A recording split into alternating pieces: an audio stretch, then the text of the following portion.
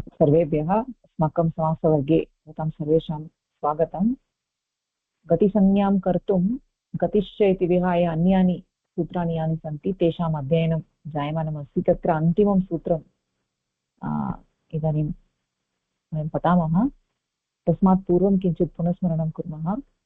अनुकरणं चानिति परम् इत्यनेन अनुकरणवाची शब्दः यः अस्ति तस्य क्रियायोगे गतिसंज्ञा भवति। अनिति परम् इति शब्दः परः न भवेत्।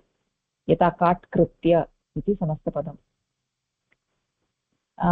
आदर अनादरयोः सदसति इत्यनेन सत् इति शब्दस्य आदरार्थे क्रियायोगे गतिसंज्ञा, असत् शब्दस्य अनादरार्थे क्रियायोगे गतिसंज्ञा। सत्कृत्य असत्कृत्य इति समस्तपदम्। तदनन्तरं भूषणे अलम् इत्यनेन अलम् इति शब्दस्य भूषणार्थे क्रियायोगे गतिसंज्ञा भवति। भूषणे अलम् इति सूत्रेण अलङ्कृत्य इति समस्तपदम्। अन्तरपरिग्रहे इत्यनेन सूत्रेण अन्तर् इति शब्दस्य अपरिग्रहार्थे क्रियायोगे गतिसंज्ञा भवति। परिग्रह नाम स्वीकरणम् इत्यर्थः, अपरिग्रह नाम मध्ये इत्यर्थः। यथा तत्र अन्तर्हत्य गतः, मध्ये हत्वा इत्यस्मिन् अर्थे अन्तर्हत्य इति समस्तपदम्। कणे मनसि श्रद्धा प्रतिघाते इत्यनेन कणे अनन्तरं मनसि इत्यनयोः श्रद्धाप्रतिघाते नाम इच्छायाः तृप्तिः, अभिलाषायाः निवृत्ति इत्यस्मिन् अर्थे क्रियायोगे गतिसंज्ञा भवति।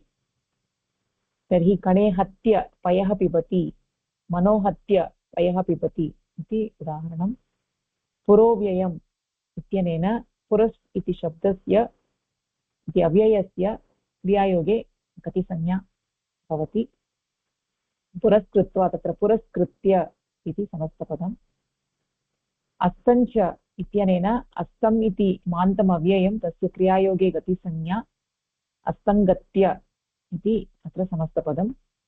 अच्छगत्यर्थवदेषु इत्यनेन अच्छ इति अव्ययस्य गत्यर्थकधातोः योगे वदधातोः योगे गतिसंज्ञा भवति।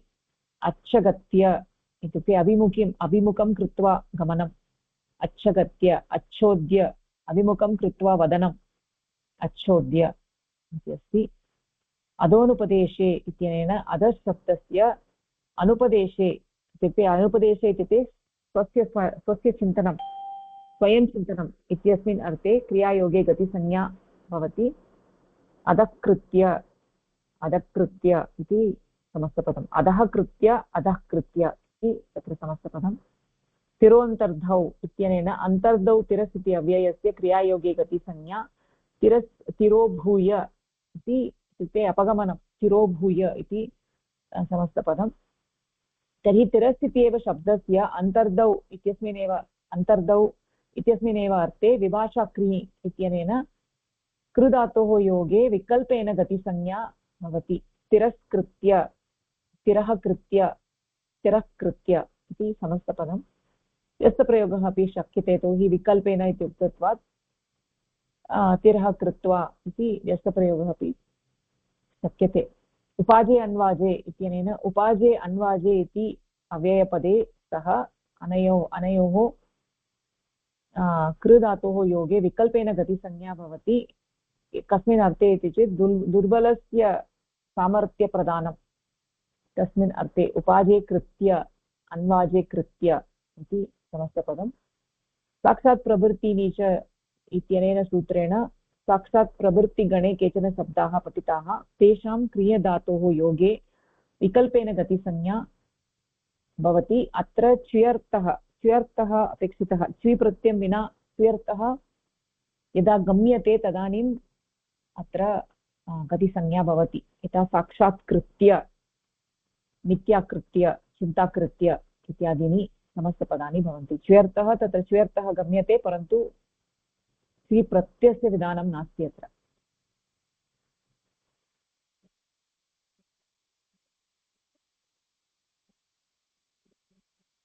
तत्पश्चात् अनत्याधाने उरसि मनसि इत्यनेन सूत्रेण उरसि मनसि इत्यनयोः शब्दयोः अनत्यादाने, अत्यादानं नाम सम्बन्धः संयोगः इत्यर्थः, अनत्यादाने नाम संयोगभिन्न अर्थः। तस्मिन् अर्थे क्रियधातोः विकल्पेन गतिसंज्ञा भवति अनयोः शब्दयोः, उरसि मनसि, उरसि कृत्य मनसि कृत्य इति समस्तपदे स्तः। मध्ये पदे निवचने च इत्यनेन मध्ये पदे निवचने इत्येतेषां शब्दानाम् अनत्यदाने विकल्पेन क्रियधातोः योगे कृधातोः योगे गतिसंज्ञा भवति। मध्ये कृत्य पदे कृत्य निवचने कृत्य इति समस्तपदानि। नित्यं हस्ते पाणौ उपयमने इत्यनेन हस्ते पाणौ इत्यनयोः शब्दयोः क्रियधातोः योगे नित्यं गतिसंज्ञा भवति। उपयमने, उपयमने नाम विवाहः इति अर्थः। यथा हस्ते कृत्य इत्युक्ते विवाहकरणं, हस्ते कृत्य, पाणौ कृत्य इत्युक्ते विवाहः इत्यर्थः। प्राद्वं बन्धने इत्यनेन प्राद्वम् इति मकारान्तम् अव्ययं, तस्य यदा आनुकूल्यं वर्तते तदानीं क्रियायोगे गतिसंज्ञा भवति। आनुकूल्यम् इत्युक्ते बन्धनहेतुकं। यथा गोपालः वृषभं रज्ज्वा प्राद्वङ्कृत्य क्षेत्रं नयति इत्यत्र बन्धनमस्ति, रज्ज्वा बन्धनमस्ति। तदनन्तरं तादृशबन्धनेन अस्माकम् आनुकूल्यं वर्तते। कथम् आनुकूल्यम् इत्युक्ते क्षेत्रस्य तत्र क्षेत्रे नयामः चेत् तत्र किमस्ति, कृषकः क्षेत्रे नयति चेत् तत्र लाभः भवति खलु। एवं गोपालः यदा क्षेत्रे नयति तदानीं लाभः भवति, अस्माकं लाभः भवति। तत्र ऋषभस्य बन्धनेन बन्धनहेतुकम् अस्माकम् आनुकूल्यं वर्तते। प्राद्वं कृत्य। अनन्तरम् इदानीम् अन्तिमं सूत्रमस्ति जीविकोपनिषद् औपम्ये इति सूत्रं। तदपि अस्माभिः पठितम् इति मन्ये। तत्र जीविकाशब्दः उपनिषत् शब्दः इत्यनयोः शब्दयोः औपम्ये विषये क्रियधातोः योगे गतिसंज्ञा भवति। औपम्यं नाम उपमायाः विषयः औपम्यं।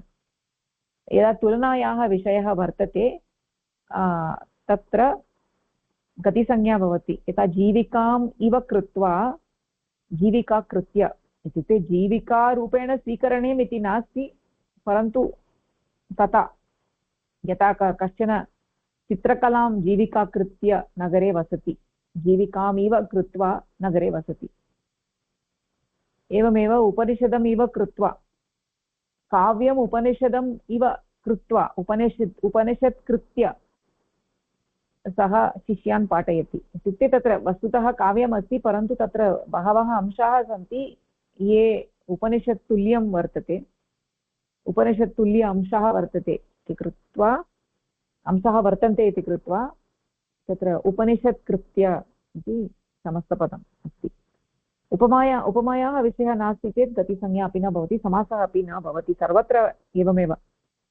तत्र सूत्रे यः अर्थः विवक्षितः अस्ति सः अर्थः नास्ति चेत् तदानीं समासः न भवति, व्यस्तप्रयोगः एव करणीयः। तत्र कृत्वा इत्येव भवति, कृत्य इति न भवति। समासः अस्ति चेदेव ल्यबादेशः भवति, अतः त्वाप्रत्ययः एव तिष्ठति समासः नास्ति चेत्। तर्हि इति कृत्वा अत्र गतिसमासस्य यानि सूत्राणि सन्ति तेषां सर्वेषाम् अध्ययनम् इदानीं जातम्। तर्हि गतिसमासस्य सूत्राणि कानि इति चेत् तत्र गतिश्च इति आदौ अस्माभिः दृष्टं। तत्र गतिश्च इत्यनेन प्रादीनां क्रियायोगे गतिसंज्ञा भवति इति दृष्टं। वस्तुतः कुगतिप्रादयः इति सूत्रेण एव समासः गतिसमासः जायते। समासस्य विधानार्थं किं सूत्रम् इति चेत् कुगतिप्रादयः इति सूत्रं, तेन सूत्रेण समासः जायते। तत्र प्रधानतया किं सूत्रं किं सूत्रं प्रधानतया भवति इति चेत् गतिश्च इति सूत्रमेव प्रधानतया भवति। तर्हि प्रादीनां क्रियायोगे गतिसंज्ञा भवति। तर्हि अत्र अन्यः विशेषः कः इति चेत् अत्र समासः कृदन्तप्रातिपदिकेन भवति। गतिकारक उपपदानां कृद्भिः सह समासवचनं प्राक् सुबुत्पत्तेः अतः उत्तरपदं कृदन्तप्रातिपदिकं भवेत्। अनन्तरं गतिसंज्ञां कर्तुम् अन्यानि सूत्राणि सन्ति। तत्र आदौ अस्माभिः दृष्टम् ऊर्यादिच्वीदाचश्च इति सूत्रं दृष्टं। तत्र ऊर्यादिगणे केचन शब्दाः सन्ति, तेषां क्रियायोगे कृब्बस्तियोगे गतिसंज्ञा भवति।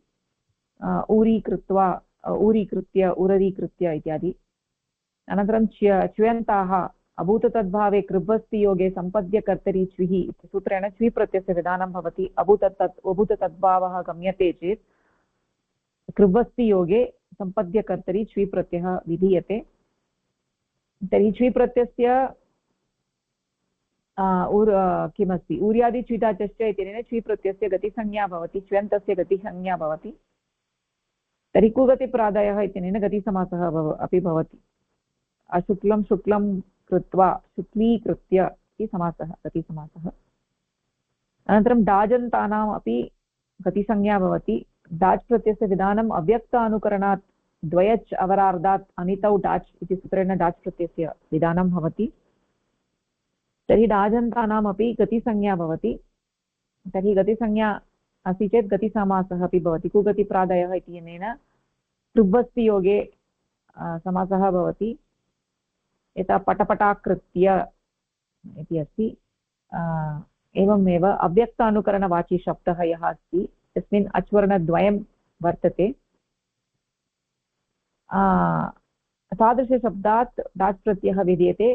तर्हि तत्र द्वित्वमपि भवति। डाचि विवक्षिते द्वे बहुलम् इत्यनेन द्वित्वं भवति।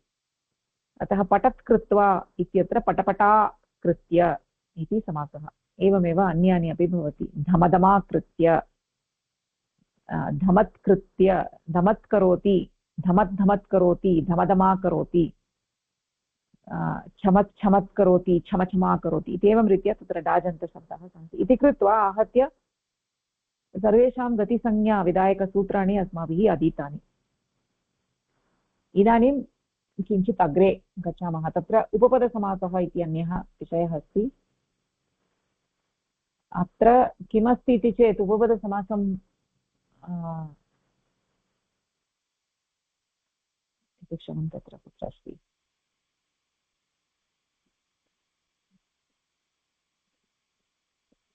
ओके।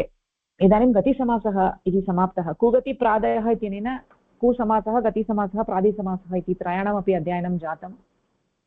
इदानीम् उपपदसमासः इति विषयः आरभ्यते। तर्हि उपपदसमासः तत्र वस्तुतः अत्र सुबन्तस्य कृदन्तेन सह अत्र समासः। अत्र विग्रहवाक्ये क्रियापदं दृश्यते। यथा कुम्भं करोति इति कुम्भकारः इति उपपदसमासः। अत्र कुम्भं करोति इत्यत्र कुम्भम् इति शब्दः उपपदरूपेण विद्यते चेत् तदानीं कृधातोः योगे अत्र तत्र कश्चन प्रत्ययः विधीयते। उपपदसमासे किम् अस्ति इति चेत् सर्वत्र उत्तरपदात् कश्चन प्रत्ययः विधीयते। तादृशप्रत्ययविधानं सः प्रत्ययः कृत् प्रत्ययः अस्ति। तादृशप्रत्ययविधानं तु तृतीय अध्याये भवति, कृदधिकारे भवति तादृशप्रत्ययस्य विधानं। तर्हि प्रत्ययस्य विधानं यदा भवति, यदा अत्र कुम्भं करोति इति कुम्भकारः इति वयं वदामः चेत् तत्र कुम्भं योगः, कुम्भयोगः अम्, कुम्भ इति कर्मपदमस्ति। कुम्भयोगः अम्, योगः कृयोगः अण् इति प्रत्ययः, कश्चन प्रत्ययः। कर्मण्यण् इति सूत्रेण अण् प्रत्ययः विधीयते। कुम्भं योगः कृयोगः अण्। अत्र अस्माभिः किम् अवगन्तव्यम् इति चेत् कुम्भयोगः कृयोगः अण्, कृयोगः अण् इत्यत्र कार इति रूपं लभ्यते। कार इति तु प्रातिपदिकम् अस्ति, सुबन्तं नास्ति। एतावता सुप्रत्ययस्य विधानं न जातं। कार इति प्रातिपदिकं। कुम्भम् इति कर्मपदं वर्तते। अत्र कार इत्यत्र कृदन्तं वर्तते। वस्तुतः अत्र वयं पश्यामः चेत् कुम्भं करोति इत्येव विग्रहवाक्यमस्ति खलु। तर्हि करोति इत्यस्य स्थाने कार इति कृदन्तप्रातिपदिकं। तर्हि कृद्योगे कर्मणः षष्ठीविभक्तिः भवति। कर्तृकर्मणो कृति अनन्तरं कर्मणि च इत्यनेन अत्र कर्तृकर्मणो कृति इति सूत्रेण वस्तुतः कृद्योगे कर्मणः षष्ठीविभक्तिः भवति। अतः यद्यपि यदा वयं वदामः कुम्भं करोति इति वयं वदामः, परन्तु यदा अलौकिकविग्रहवाक्यं वयं कुर्मः तदानीं कुम्भयोगः नस् इति एव वदामः, न तु कुम्भयोगः अम्। यतोहि कृद्योगे षष्ठी भवति, अतः कुम्भयोगः नस्, योगः कृयोगः अण्। कुम्भयोगः नस् इत्यत्र नस् इत्यस्य प्रत्ययस्य लुक् भवति। कुम्भयोगः कृयोगः अण्, कृयोगः अण् तत्र कार इति भवति। कुम्भयोगः कार, कुम्भकार इति प्रातिपदिकं लभ्यते। तदेव उपपदसमासः, उपपदसमासस्य एकम् उदाहरणम्। एवं रीत्या तत्र बहूनि सूत्राणि सन्ति। कुत्र सन्ति इति चेत् तृतीय अध्याये सन्ति। तृतीय अध्याये कृदधिकारे उपपदसमासं समासार्थं यः प्रत्ययः कृत् प्रत्ययः आवश्यकः सः प्रत्ययः तृतीय अध्याये एव विधीयते। यदा सः प्रत्ययः विधीयते तदानीं प्रातिपदिकं भवति, कृदन्तप्रातिपदिकं। तादृशप्रातिपदिकस्य उपपदेन सह समासः, यः समासः सः समासः अत्र उपपदसमासः इति वयं वदामः। कार इति तु तत्र कृ धातुः अस्ति, अनन्तरं कश्चन कृत् प्रत्ययः वर्तते, तस्य एव बोधः भवति करोति इति क्रियापदेन। कुम्भं करोति इति क्रियापदेन कार इत्यनेन स एव बोधः भवति। अतः विग्रहवाक्येषु सर्वत्र क्रियापदं दृश्यते। करोति, जानाति, सर्वं जानाति इति सर्वज्ञः, जानाति इति। एवं रीत्या उत्तरपदं तत्र विग्रहवाक्ये अत्र अस्वपदविग्रहवाक्यमस्ति, अस्वपदविग्रहवाक्यमस्ति। यतोहि अतः एव अयं समासः नित्यसमासः। यतोहि तत्र पूर्वपदम् उत्तरपदं यद् पदद्वयं वर्तते तदेव पदं तत्र समासे वर्तते इति नास्ति। उपपदं तु वर्तते समासे, परन्तु उत्तरपदं तु विग्रहवाक्ये पदमस्ति तत्पदं नास्ति। अतः अस्वपदविग्रहवाक्यं वर्तते। तर्हि इदानीं तत्र किं किम् अवगन्तव्यम् उपपदसमासस्य प्रसङ्गे इति चेत् उपपदसमासस्य विधानार्थं किं सूत्रमस्ति इति प्रथमतया अवगन्तव्यं। तत् सूत्रं तु समासाधिकारे भवति। तत्तु उपपदम् अतिङ् इति सूत्रमस्ति। तेन सूत्रेण उपपदसमासः विधीयते इति प्रथममस्ति। उपपदम् अतिङ् इति सूत्रं। तत्पश्चात् तत्र उपपदं नाम किम् इति अपि अवगन्तव्यं खलु। उपपदम् इति काचित् संज्ञा अस्ति, तदर्थं तत्र किमस्ति सूत्रं, केन सूत्रेण उपपदसंज्ञा विधीयते इति अस्माभिः अवगन्तव्यं। तत्र उपपदं सप्तमी स्तम् इति एकं सूत्रं वर्तते। तेन सूत्रेण तत्र उपपदसंज्ञा जायते। कुत्र उपपदसंज्ञा भवति इति, कस्य उपपदसंज्ञा भवति इति अनेन सूत्रेण उच्यते। तदपि वयं पठामः। प्रथमम् उपपदम् अतिङ् इति वयं पठामः। तदनन्तरं तत्रोपपदं सप्तमी स्तम् इति सूत्रमपि वयं पठामः। तदनन्तरं समये सति वयं किं कुर्मः इति चेत् तृतीय अध्याये यानि सूत्राणि सन्ति कृद् अधिकारे यत्र यत्र उपपदसमासः भवति, तत्र कः प्रत्ययः, कः कृत् प्रत्ययः विधीयते इति अस्माभिः ज्ञातव्यं। कः कृत् प्रत्ययः विधीयते इति ज्ञातव्यं। तदानीमेव तत्र उपपदसमासः भवति इति वयम् अवगन्तुं शक्नुमः। अतः तत्र कः कृत् प्रत्ययः, कुम्भकारः इति शब्दः कथं निष्पन्नः इति ज्ञानार्थं तत्र अण् इति प्रत्ययः विधीयते इति अस्माभिः ज्ञातव्यं। न ज्ञायते चेत् तत्र रूपं वयं साधयितुं न शक्नुमः। अतः अण् प्रत्ययः कुत्र विधीयते इति अस्माभिः अवगन्तव्यं। तदर्थं तत्र सूत्रं कर्मणि अण् इति सूत्रं। तत्र वयं किं कुर्मः, तत्र बहूनि सूत्राणि सन्ति तृतीय अध्याये। अतः प्रत्येकं सूत्रं तत्र सम्पूर्णरीत्या विवरणम् अत्र न दीयते, यतोहि तत्तु कृदन्तप्रकरणे भवति तानि सूत्राणि। समासप्रकरणे कथं पाठ्यते इति चेत् उपपदम् इत्युक्ते समासप्रकरणम् अन्ते एव पठ्यते खलु। अतः कृत्प्रकरणं पठित्वा अन्ते समासप्रकरणं सामान्यतया पठ्यते तत्र शास्त्रीयरीत्या। यदि अस्माभिः तत्र कृत्प्रकरणं न पठितं तर्हि इदानीम् उपपदम् अतिङ् इति सूत्रं केवलं पठित्वा कथम् उपपदसमासः भवति इति न ज्ञायते। अतः तृतीय अध्याये केन सूत्रेण कृत् प्रत्ययः विधीयते एतत् सर्वम् अस्माभिः अवगन्तव्यम्। अतः वयं किं कुर्मः इति चेत् सारांशरूपेण सर्वाणि सूत्राणि एकवारं वयं पठामः। अतः अत्र कोष्टकरूपेण एकं सपरेट् करपत्रं निर्मीयते, यत्र कोष्टकरूपेण एतानि सर्वाणि सूत्राणि एकस्मिन्नेव पङ्क्तौ दीयते। इत्युक्ते सम्पूर्णविवरणं न दीयते, यतोहि सम्पूर्णविवरणं दातव्यं चेत् बहु समयः अपेक्षितः अस्ति, तत्सर्वं सम्पूर्णतया लेखनीयम् इति। अतः किं करोमि इति चेत् तत्र कः प्रत्ययः विधीयते, सूत्रार्थः कः, सरलरीत्या काशिकावृत्तितः एव अहं स्थापयामि। सूत्रार्थः कः, अत्र उदाहरणं किं, प्रत्येकं सूत्रस्य उदाहरणं किं भवति इति, कः प्रत्ययः विद्यते, उदाहरणं किं भवति इति तद् तावदेव वयं पठामः। अधिकं पठनीयं चेत् स्वयं तत्र काशिकावृत्तिं स्वीकृत्य भवन्तः पठितुं शक्नुवन्ति। अत्र समासवर्गे सम्पूर्णं भवतु इति कृत्वा तदपि एकवारं पठामः, परन्तु सर्वं विस्तृततया न पठामः। केवलं सूत्रार्थः कः, उदाहरणं किं, तावदेव वयं पठामः। दलसार्थक्यं सर्वं न कुर्मः। अस्तु, इति एव मम इदानीं चिन्तनमस्ति। यतोहि तत्र बहूनि सूत्राणि सन्ति, 100 सूत्राणि सन्ति। अतः सर्वाणि लेखितुं न शक्यते। अतः इति मम चिन्तनमस्ति, मानचित्रम् एवमस्ति मम। भवन्तः किमपि चिन्तयन्ति वा अस्मिन् विषये?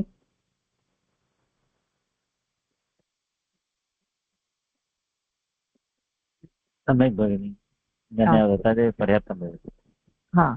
इति एव वयं कुर्मः। तर्हि इदानीम् अत्र साक्षात् उपपदसमासस्य विधायकसूत्रम् एकवारं वयं पठामः।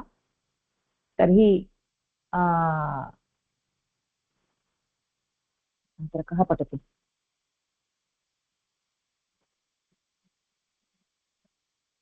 किञ्चित् स्क्रीन् रिफ्रेश् कृतं। तत्र मम स्क्रीन् दृश्यते वा? आम्। ओके, तर्हि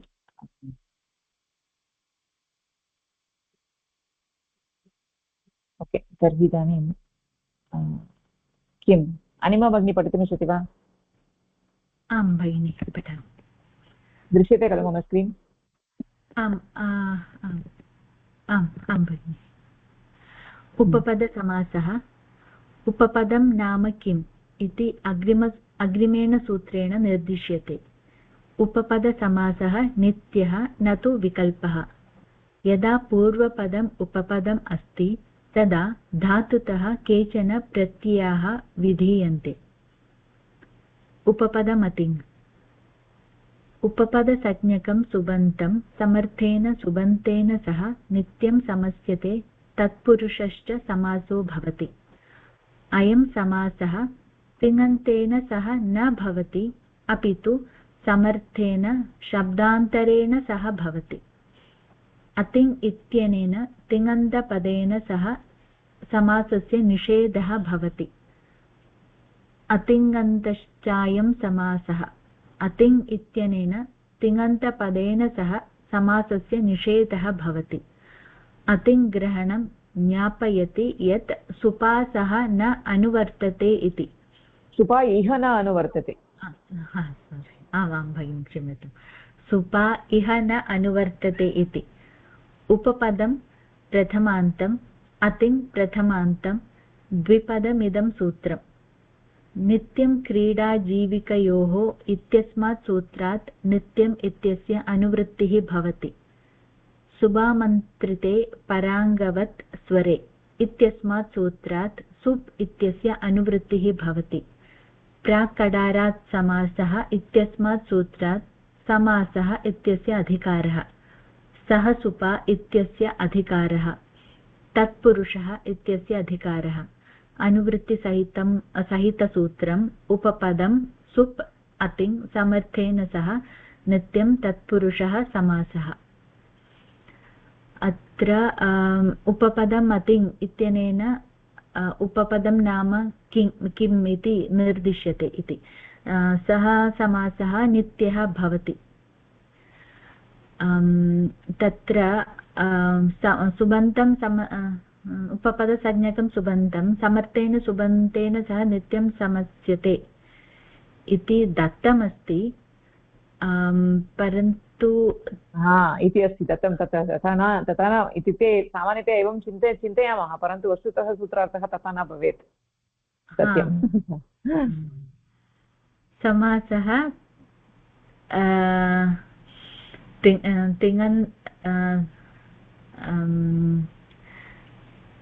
तिङन्तपदेन अतिङ् इति उक्तमस्ति अतः तिङन्तपदेन सह समासस्य निषेधः भवति अतिङ् इति उक्तम् इत्यस्मात् सुपासः न भवति सुबन्तेन सह समतेन सुबन्तेन सह न भवति इति ज्ञायते अपि च इत्युक्ते कृदन्तेन सह भवति सुबन्तेन न सह न कृदन्तेन सह भवति अपि च नित्यं समासः नित्यं भवति इति तत्पुरुषः समासः अस्ति यतोहि अधिकारसूत्रमस्ति तावदेव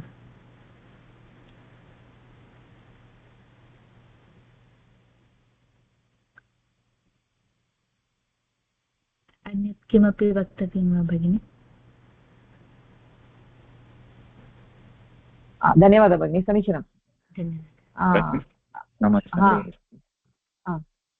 अतिङ् इति प्रायः कृदतिङ् तस्मात् तत्र अतिङ् इत्यस्य कृत् इति अर्थः तस्मात् सूत्रात् स्वीकृतः वा किं कृदतिङ् इति सूत्रमस्ति खलु सूत्रे एव उक्तमस्ति अतिङ् इति सूत्रे एव उक्तं तु अतिङ् इत्युक्ते कृत् इति कथम् अवगम्यते यतोहि तिङ् अत्र अतिङ् इत्यत्र तत्र नैसमासस्य अर्थः कः इति प्रश्नः भवतः अत्र नैसमासस्य कः अर्थः अस्ति अत्र तिङ् भिन्नः कश्चन प्रत्ययः भवेत् तिङ् भिन्नः तिङ् सदृशः तिङ् प्रत्ययः धातुतः विधीयते धातुतः अन्यः प्रत्ययः कः विधीयते कृत् प्रायः कृतेव अपि च कृदतिङ् इति सूत्रमपि अस्ति खलु कृदतिङ् तस्य तत्र किं परामर्शः अस्ति वा न तत्तु तृतीय अध्याये अस्ति तत्तु भिन्नं कृदतिङ् इति सूत्रं तृतीय अध्याये अस्ति इदं तु समासविधायकसूत्रं द्वितीय अध्याये अस्ति सत्यं भगिनि इत्युक्ते कृदतिङ् इत्यत्र कृत् नाम अतिङ् तिङ् भिन्नः कृत् नाम अतिङ् इति खलु इत्येव तत् सूत्रं वदति तर्हि अत्रापि अतिङ् इति उक्तम् आमाम् अत्रापि अतिङ् इति शब्दः प्रयुक्तः अस्ति तर्हि कृत् इति तस्मात् ज्ञातुं शक्नुमः वा इति एवं चिन्तयितुं शक्नोति परन्तु वस्तुतः कथं चिन्तनीयम् इति चेत् अतिङ् इत्युक्ते अत्र कृदतिङ् इति सूत्रस्य ग्रहणम् अत्र नास्ति अतिङ् इत्युक्ते तत्र नै समासः अस्ति अतिङ् इति पदं तत्र नै समासयुक्तः अस्ति तर्हि नयः अर्थः कः इति चेत् पर्युदासः तत् सदृशः तद् भिन्नः अतः तिङ् भिन्नः भवेत् तिङ् सदृशः भवेत् तिङ् भिन्नः तिङ् सदृशः कः इति चेत् कृत् एव इति अवगन्तुं शक्यते अतः कृदतिङ् इति तु तत्र अधिकारसूत्रमस्ति खलु कृदतिङ् इति अधिकारसूत्रं कृत् अधिकारः वर्तते इति तत्र अधिकारसूत्रमस्ति अत्र अधिकारसूत्रस्य परामर्शः नास्ति अत्र अस्तु धन्यवादः अत्र इत्युक्ते अत्र वस्तुतः समासः इत्यत्र तु सः सुप इत्यस्य अधिकारः वर्तते सर्वत्र खलु तर्हि तत्र सुपासः समस्यते इति एतावता सर्वत्र सुपासः समस्यते तर्हि तत्र सुप् इति वयं वदामः चेत् तत् तिङ् नास्ति तिङ् भिन्नः एव अस्ति तिङ् नास्ति सुप् तर्हि सुपा इति वयं वदामः चेत् तदपि तिङ् नास्ति अतः सुबन्तं सुबन्तेन समस्यते अतः तिङ् एव नास्ति तर्हि किमर्थं तिङ् अतिङ् इति वक्तव्यम् अस्मिन् सूत्रे सुबन्तं सुबन्तेन समस्यते अतिङ् इति किमर्थं तत्र उक्तं सुबन्तं तिङन्तं कदापि न भवति अत्र अतिङ् इति पदस्य योगविभागः अस्ति, अतः पूर्वपदेन अपि सम्बन्धः उत्तरपदेन अपि सम्बन्धः। तदपि अस्ति, पूर्वम् अस्माभिः पठितम्। अतिङ् इत्युक्ते तिङन्तम् इत्यर्थः, तिङन्तं नास्ति, तिङन्तं मास्तु इति। तर्हि तिङन्तं मास्तु इति पूर्वपदमपि भवेत् उत्तरपदमपि भवेत् तस्य परामर्शः। तर्हि पूर्वपदं सुबन्तम् उत्तरपदमपि सुबन्तं चेत् तिङन्तमेव नास्ति, अतः किमर्थम् अतिङ् इति वक्तव्यम् इति प्रश्नः भवति। तदर्थं तत्र उत्तरं किम् इति अग्रे उच्यते, परन्तु अत्र सरलरीत्या अतिङ् इति विषये बहु चर्चा जायते, परन्तु अत्र सरलरीत्या वयं पश्यामः चेत् उपपदम् अतिङ् इति सूत्रेण उपपदसंज्ञकं सुबन्तं यत् अतिङन्तम् अस्ति तद् समर्थेन कृदन्तेन प्रातिपदिकेन सह नित्यं समस्यते। तर्हि कृदन्तेन प्रातिपदिकेन समस्यते, कथं समस्यते इति कथम् अवगम्यते इति चेत् तत्र अतिङ् इति पदस्य योगविभागः क्रियते, पूर्वपदेन अपि सम्बन्धः उत्तरपदेन अपि सम्बन्धः। तर्हि अतिङ् इति यद् पदम् अस्ति तदेव ज्ञापयति यदत्र सुप्सुपा समस्यते इति अधिकारः अत्र नास्ति, इत्यस्य अनुवृत्तिः अत्र नास्ति। अत्र सुपा इति अनुवृत्तिः नास्ति, अतः उपपदम् अतिङ् समर्थेन अतिङ्गा सह समस्यते, नित्यं समस्यते, तत्पुरुषसमासः इति अर्थः आयाति। अग्रे तद् लिखितमस्ति वा अत्र? आमाम्, अग्रे तद् लिखितमस्ति। अत्र अस्मिन् सूत्रे एवमेव अन्ततो गत्वा अवगन्तव्यम्, इत्युक्ते सरलरीत्या तत्र व्याख्यानेषु एवं लिख्यते उपपदं सुबन्तं समर्थेन सुबन्तेन समस्यते इति लिख्यते प्रथमतया, परन्तु तत्र अतिङ् इति पदस्य महत्त्वं किम् अस्ति, सुबन्तं तु तिङन्तमेव नास्ति, तर्हि किमर्थम् अतिङ् इति वदति इति चेत् तत्र अतिङ् इति पदस्य ग्रहणेन अतिङ्गा सह समस्यते इत्यनेन तत्र सुबन्तं नास्ति तिङन्तमपि नास्ति, तर्हि किम् अस्ति इति चेत् कृदन्तम् इति वक्तव्यं, कृदन्तप्रातिपदिकं। सुबन्तम् इति तु तत्र पदमस्ति, तिङन्तम् इति तु भिन्नमस्ति, तिङन्तम् इति वयं किम् इति जानीमः। अतिङन्तम् इत्युक्ते तत्र सुबन्तम् इत्यस्य विषयः नास्ति, अतिङन्तम् इत्युक्ते कृदन्तम् इति अर्थः अत्र ग्राह्यम्। उपपदसंज्ञकं सुबन्तं समर्थेन कृदन्तेन अतिङन्तेन कृदन्तेन प्रातिपदिकेन समस्यते इति सूत्रार्थः भवति। अतिङ् इति पदेन एव ज्ञापनं भवति यद् अत्र उत्तरपदं कृदन्तं भवति इति ज्ञापनं भवति।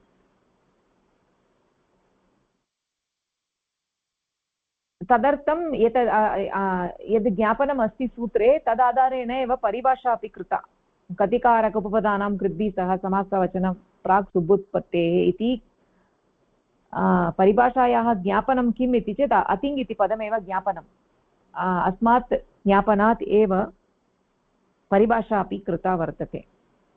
तर्हि इदानीम् अत्र क्रमेण पठामः। अत्र सूत्रं पुनः एकवारं तत्र परिष्करोमि, बहुकालात् पूर्वं मया लिखितमासीत्, तत्र किञ्चित् तत्र विवरणीयं, तद् अहम् अग्रिमसप्ताहे करोमि। अत्र सहसुपा इत्यस्य अधिकारः निवृत्तः अस्ति। अत्र उपपदं सुबन्तं अतिङन्तेन समर्थेन कृदन्तेन नित्यं समस्यते इति रीत्या लेखनीयम्। ओके, सूत्रार्थे क्लेशः अस्ति वा, अवगम्यते वा?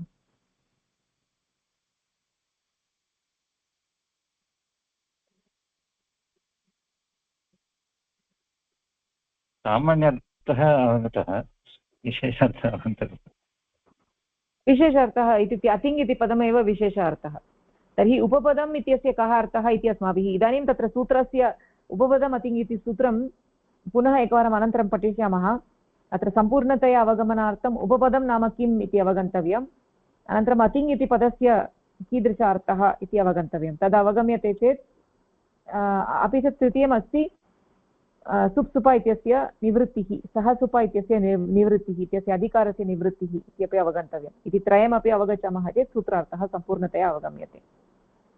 तर्हि इदानीं किञ्चित् अग्रे गच्छामः, पुनः सूत्रार्थः कः इति अनन्तरं पश्यामः। तर्हि इदानीं कः पठति तत्र? शोभा भगिनी पठितुमिच्छति वा? आं भगिनि। अग्रे अस्य सूत्रस्य सामर्थ्यस्य सामर्थ्यस्य अवगमनार्थम् उपपदसंज्ञायाः ज्ञानम् अपेक्षितम्। अष्टाध्याय्यां धातुभ्यः प्रत्ययाः तृतीयाध्याये विधीयन्ते। तृतीयाध्याये त्रयः धात्वाधिकाराः सन्ति। धातोः कर्मणः समानकर्तृकादिच्छायां वा इति प्रथमपादे सर्वाणि। धातोरेकाचो हलादेः क्रियासमभिहारे यङ् इति। धातोः इति तृतीयम्। अस्य सूत्रस्य अनन्तरम् उपपदसंज्ञां कर्तुं सूत्रं वर्तते तत्रोपपदं सप्तमीस्थम् इति। अस्तु, तत्र उपपदम् अतिङ् इति सूत्रस्य सामर्थ्यस्य अवगमनार्थं तत्र उपपदसंज्ञा इत्युक्ते किम् इति ज्ञातव्यं भवति। तर्हि अष्टाध्याय्यां किं धातुभ्यः प्रत्ययाः तृतीयाध्याये विधीयन्ते इति भवत्या उक्तं। तृतीयाध्याये तत्र धात्वाधिकारस्य विषये त्रीणि सूत्राणि सन्ति। तदेव तत्र धातोः विषये एव, धातोः इति एव आरम्भः भवति। धातोः कर्मणः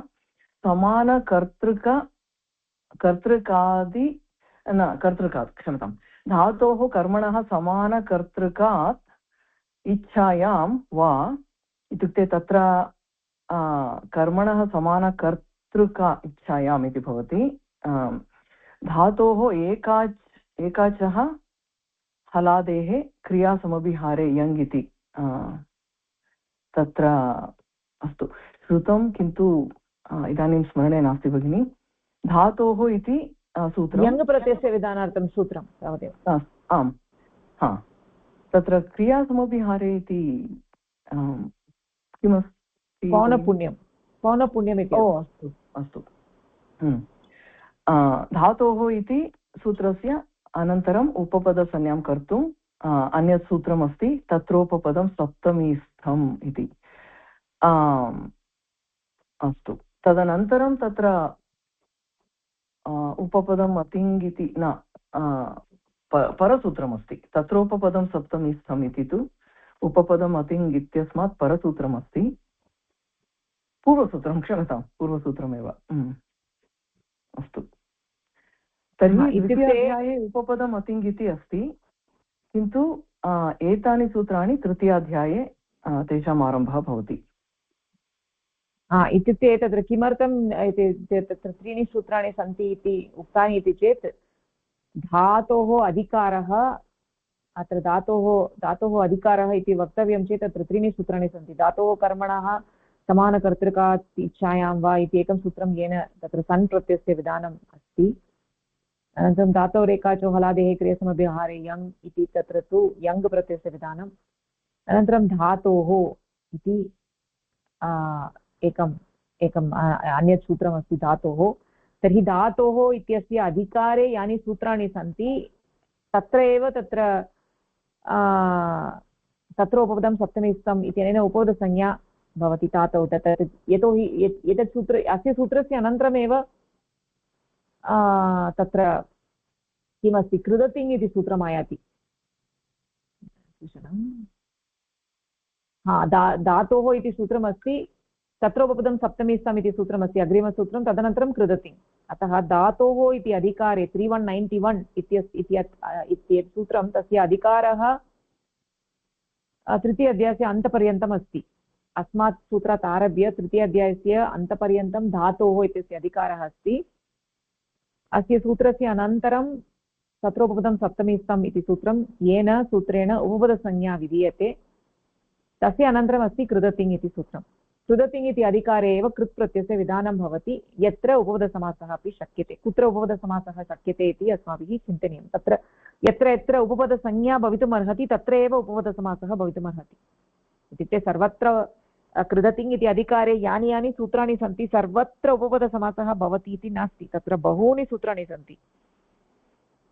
एतत् सूत्रं तु धातोः इति सूत्रं तु तृतीयाध्याये प्रथमपादे अस्ति। इदानीं द्वितीयपादे, तृतीयपादे, चतुर्थपादे इति पादत्रयं वर्तते। सर्वत्र यानि सूत्राणि सन्ति सर्वत्र उपपदसमासः भवति इति नास्ति। कुत्र उपपदसमासः भवति इति चेत् यत्र उपपदसंज्ञा शक्यते तत्र एव। कुत्र उपपदसंज्ञा शक्यते इति चेत् तद् ज्ञातव्यं चेत् तत्र उपपदं सप्तमीस्थम् इति सूत्रं ज्ञातव्यं। तत्रैव उपपदसंज्ञा कुत्र भवति इति उच्यते। यत्र उपपदसंज्ञा भवति अपि च यत्र कृत् प्रत्ययः भवति उपपदसंज्ञाम् आधारीकृत्य तत्र तत्र उपपदम् अति इति सूत्रेण उपपदसमासः भवति इति अस्माभिः अवगन्तव्यं। तदर्थं धातोः इति यद् तृतीयं सूत्रमस्ति धात्वधिकारे, यद् तत्र तृतीयाध्याये यद् तृतीयं सूत्रमस्ति धातोः, तस्मिन् अधिकारे यानि सूत्राणि सन्ति यत्र यत्र उपपदसंज्ञा सम्भवति तत्र उपपदसमासः भवितुमर्हति। अत्र अन्यानि इत्युक्ते अत्र भिन्नवार्ता किमर्थं त्रिषु स्थलेषु धातोः इति वर्तते, एकमेव सूत्रं भवतु धातोः किमर्थं द्वितीयवारम् उक्तम् इति तत्र बहु चर्चा वर्तते। धातोः इति पुनः किमर्थम् उक्तम्, एकवारमेव सम्यक् खलु, पर्याप्तं खलु इति तत् भिन्नवार्ता। किमर्थं धातोः इति अधिकारः मास्तु, धातोरेकाचो हलादेः क्रेसमे बहारे अङ् इत्यस्मात् एव धातोः इत्यस्य अनुवर्तनं भवतु सर्वत्र इति तत्र चर्चा वर्तते। एवं वर्तते चेत् तत्र कृदधिकारः यदा भवति सर्वत्र एकमेव सूत्रमस्ति चेत् तत्र केचन क्लेशाः भवन्ति इति पूर्वपक्षी वदति चेत् तदानीं सिद्धान्ते वदति न तथा नास्ति, तादृशक्लेशाः न भवन्ति इति। अन्ततो गत्वा एकः एव अधिकारः भवतु इति तादृशचर्चा भवति। तस्य विषये इदानीं वयं न चिन्तयामः, तत् भिन्नवार्ता इति कृत्वा तस्य विषये न चिन्तयामः। अत्र किं वयम् अवगच्छामः इति चेत् धातोः इति यद् अधिकारसूत्रमस्ति 3191 इति सूत्रं, तस्मिन् अधिकारे यानि सूत्राणि सन्ति इत्युक्ते तस्मात् सूत्रात् तृतीयाध्यायस्य अन्तपर्यन्तं यत्र यत्र उपपदसंज्ञा सम्भवति तत्र उपपदसमासः शक्यते। तर्हि इदानीं कुत्र उपपदसंज्ञा भवति इति अस्माभिः द्रष्टव्यं। तदर्थं तत्र उपपदं सप्तमीस्थम् इति संज्ञासूत्रम् अस्माभिः ज्ञातव्यं। तर्हि इदानीम् अत्र उपपदम् अतिङ् इति सूत्रे किमर्थम् अतिङ् इति पदम् इति किञ्चित् तद्वयं पश्यामः। अस्तु, अतिङ् इति पदस्य का आवश्यकता इति अस्ति। तर्हि इदानीं तत्र सुभदा भगिनी अग्रे पठति वा? आं भगिनि, नमस्कारः। अतिङ् इति पदस्य का आवश्यकता? प्रकृतसूत्रे सः सुपा इत्यस्मात् सूत्रात् सुपा इति अनुवृत्तिः आयाति चेत् उपपदं सुबन्तं सुबन्तेन समस्यते इत्यर्थः आगच्छति। अतः उपपदमतिङ् इति सूत्रे अतिङ् इति पदस्य का आवश्यकता अस्ति? तिङन्तेन सह समासं निवारयितुम् अतिङ् इति शब्दः अस्ति इति वदामः तर्हि तत् कार्यं तु सुपा इति अनुवृत्त्या सम्भवति एव। अतः अतिङ् इति पदं व्यर्थम् अस्ति इति प्रश्नः उदेति। अग्रिममपि पठामि वा भगिनी? एकः एव विषयः अस्ति अतः। न, प्रश्नः कः इति एकवारं स्पष्टतया वदतु, सर्वे अवगच्छेयुः, तदनन्तरम् उत्तरम्। हा, अस्तु। अत्र सः सुपा इति सूत्रमस्ति। सर्वेषु समासप्रकरणे अत्र प्रश्नः कः? हा, सः सुपा इति अस्ति, तत्र सुबन्तं सुबन्तेन सह समस्यते इति तु अत्र मूलप्रश्नः अतिङ् इति पदस्य का आवश्यकता इति प्रश्नः। हा, अतिङ्, अत्र उपपदम् अतिङ् इति पदद्वयमस्ति, अत्र अतिङ् इति उच्यते। तर्हि अतिङ् इति पदस्य अत्र सूत्रे का आवश्यकता इति प्रश्नः अस्ति। तर्हि तत्र सः सुपा इत्यस्य अधिकारः अस्ति, तत्र उपपदं सुबन्तं सुबन्तेन सह एव समस्यते इति अर्थः अस्ति।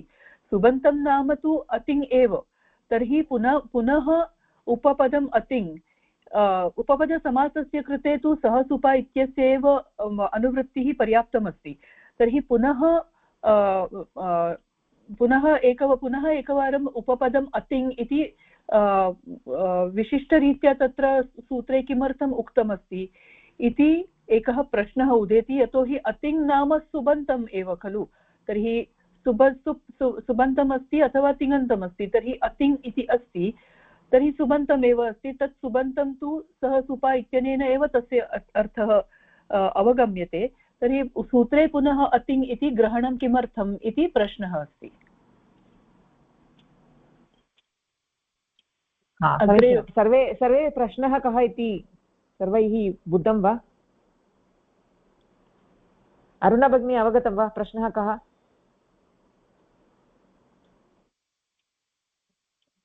नमस्कारं अत्र किमर्थम् अतिङ् पद आवश्यकम् अस्ति सूत्रे इति प्रश्नः। अतिङ् इति अर्थमस्ति सुबन्त एव, परन्तु सुप इति अनुवृत्ति अस्ति। सः सुप इत्यस्मात् सूत्रात् सुप इति अनुवृत्ति आयाति चेत् उपपदं सुबन्तेन समस्यते इति आगच्छति। इत्युक्ते सः सुप इति सूत्रं यदा वर्तते तत्र सुप इति वयं वदामः चेत् सुप्रत्ययः तु तिङ् नास्ति खलु, अतिङ् एव अस्ति खलु, तिङ् नास्ति इति अर्थः अस्ति। अतः पुनः किमर्थं सूत्रे अतिङ् इति उक्तम्, अस्य का आवश्यकता इति पदं व्यर्थं खलु, अतिङ् इति वदनस्य का आवश्यकता। सुबन्तं सुबन्तेन समस्यते इति वयं वदामः चेत् स्पष्टतया वयं ज्ञायते यद् स्पष्टतया अस्माभिः ज्ञायते यद् सुबन्तम् इति यद् अतिङ्गन्तम् अस्ति तस्य सुबन्तेन अतिङ्गन्तेन सह समासः भवति इति स्पष्टतया ज्ञायते। अतः किमर्थम् अतिङ् इति पदं वक्तव्यम्। सुबन्तं तु तिङन्तं नास्ति, तिङन्तभिन्नम् अस्ति, तिङन्तं नास्ति। अतः प्रश्नः सामान्यप्रश्नः, स्वाभाविकप्रश्नः। अस्तु भगिनि, इदानीम् अग्रे सुभदा भगिनि। समाधानम् अस्ति यत् अतिङ्ग्रहणं ज्ञापयति सुपा इत्येतत् न इह अनुवर्तते इति। उपपदम् अतिङ् इति सूत्रे यद्यपि सुपा इति पदस्य अनुवृत्त्या तिङन्तेन सह समासः निषिद्धः भवति, तथापि अतिङ् इति शब्दस्य ग्रहणेन विशेषसूचनायाः ज्ञापनं भवति। सा सूचना का इति चेत् सुपा इति पदस्य अस्मिन् सूत्रे अनुवृत्तिः न भवति इति। अतिङ् इति पदे नय तत्पुरुषसमासः वर्तते। नयः अर्थः पर्युदासः, पर्युदासः सदृशस्य ग्रहणं करोति। अतः अतिङ् इति पदस्य अर्थः भवति तिङन्तात् भिन्नः किन्तु तिङन्तसदृशः इति। तिङन्तभिन्नः तिङन्तसदृशः तु कृदन्तशब्दः एव भवति, यतोहि तिङ् प्रत्ययः अपि धातुतः विहितः अस्ति, कृत् प्रत्ययः अपि तथैव भवति। अतः अतिङ् इति शब्दस्य तात्पर्यं यत् अत्र यः समासः भवति सः समासः सुबन्तेन न भवति, अपि तु तिङन्तभिन्नेन तिङन्तसदृशेन सह भवति। इदमेव अतिङ्ग्रहणस्य प्रयोजनम् इति। तर्हि अत्र सः सुप इत्यस्य अनुवृत्तिः अस्ति तथापि अत्र उपपदम् अतिङ् इति सूत्रे अतिङ्ग्रहणं किमर्थम् इति प्रश्ने सति अतिङ्ग्रहणं ज्ञापयति यत् सुप इति एतत् न इह अनुवर्तते। तर्हि सः सुप इति सूत्रमस्ति, तस्मात् तस्य योगविभागः करणीयः। सः इति तिष्ठति, परन्तु सुपा इति निवृत्तं भवति, सुपा इति तत्र न आगच्छति अनुवृत्तिरूपेण। अतः उपपदम् अतिङ् इत्यस्मिन् केवलं सः इत्यस्य एव अनुवृत्तिः भवति, न तु सुपा इत्यस्य। तर्हि सुपा इत्यस्य पदस्य अनुवृत्ति भवति चेत् तिङन्तेन सह समासः निषिद्धः भवति, तथापि अतिङ् इति शब्दस्य ग्रहणेन विशेषसूचनायाः अत्र ज्ञापनं भवति। तर्हि किम् इति चेत् तत्र सुपा इत्यस्य अनुवृत्तिः न भवति इति एव तस्य अर्थः। अतः एव तत्र अतिङ् इति सूत्रे उल्लेखितमस्ति यत् तत्र सुपा इत्यस्य अनुवृत्तिः न भवेत् इति। तर्हि अत्र अतिङ् इति किम् इति चेत् तत्र पर्युदासनय तत्पुरुषसमासः वर्तते। पर्युदासः अतिङ् इति अस्ति चेत् तिङन्तात् अतिङ् न तिङ् इति अस्ति, तत्र तिङन्तात् भिन्नः किन्तु तिङन्तसदृशः इति। तर्हि धातुतः प्रत्ययद्वयं विधीयते, तिङ् अपि च कृत् इति। तर्हि तिङ् नास्ति चेत् तिङ् सदृशः कोऽपि अन्यः प्रत्ययः भवति वा इति चेत् कृत् इति प्रत्ययः भवति। तर्हि तिङन्तसदृशः तिङन्तभिन्नः अस्ति, सः तिङ् तु नास्ति, कृदतिङ् इति सूत्रं वयं जानीमः। तर्हि कृत् इति प्रत्ययः तिङ् प्रत्ययः नास्ति, परन्तु तिङ् सदृशः एव अस्ति, यतोहि सः अपि धातुतः विधीयते। अतः तिङ् भिन्नः, तिङन्तभिन्नः, तिङन्तसदृशः इति यः रूपं वयं प्राप्नुमः, यदा सः तिङ् भिन्नप्रत्ययः धातुतः विधीयते, तदा तिङन्तं भिन्न रूपं वयं प्राप्नुमः, परन्तु तिङन्तसदृशः इति अपि अस्ति, यतोहि धातुतः तत् रूपं प्राप्यते इति कृत्वा तत् तिङन्तसदृशः तिङन्तभिन्नः नाम कृदन्तपदं वयं प्राप्नुमः। तर्हि इति एव तत् ज्ञापयितुमेव तत्र अतिङ् इत्यस्य ग्रहणम् अस्ति, यत् तिङ् नास्ति किन्तु तिङ् सदृशः कृत् प्रत्ययः धातुतः विधीयते। अत्र सः सुपा इत्यस्मात् सुपा इत्यस्य अनुवृत्त्या इदं ज्ञापनं भवति। सम्यक् भगिनि, समीचीनतया उक्तवती, समीचीनमस्ति। इत्युक्ते अतिङ्ग्रहणम् इत्युक्ते सुबन्तस्य ग्रहणम् इति नास्ति अत्र। वस्तुतः अतिङ्ग्रहणं किमर्थम् इति चेत् सुपा इति पदस्य निवृत्त्यर्थम् अत्र उत्तरपदं सुबन्तमेव न भवेत्, उत्तरपदं सुबन्तं न भवेत्, परन्तु अतिङ् भवेत्। अतिङ् इत्युक्ते कृदन्तं भवेत्।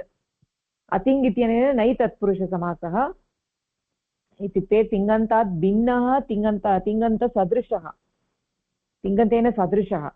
तर्हि तिङ् प्रत्ययः धातुतः विधीयते, तर्हि तिङ् भिन्नः परन्तु तिङ् सदृशः इत्युक्ते अन्य कश्चन प्रत्ययः भवेत् यः धातुतः विधीयते, सः प्रत्ययः अस्ति कृत् प्रत्ययः।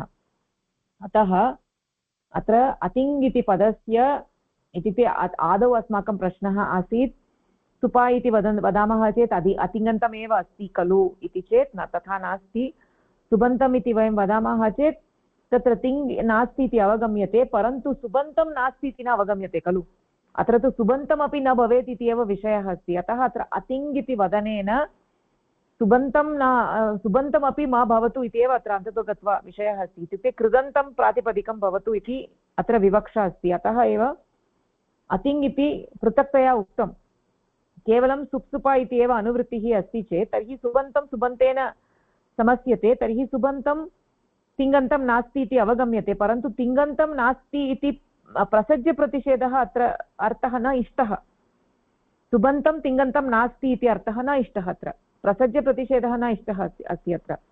अत्र तु पर्युदासः विवक्षितः अस्ति। पर्युदासः अस्ति इत्युक्ते किं, तिङन्तं नास्ति, तिङन्तभिन्नः तिङन्तसदृशः कश्चन अपेक्षितः अस्ति। तादृश शब्दः तु सुबन्तं नास्ति परन्तु कृदन्तम् अस्ति। अतः अत्र विशेषज्ञापन, अत्र ज्ञापनं भवति, विशेषज्ञापनं भवति अतिङ् इति पदस्य ग्रहणेन।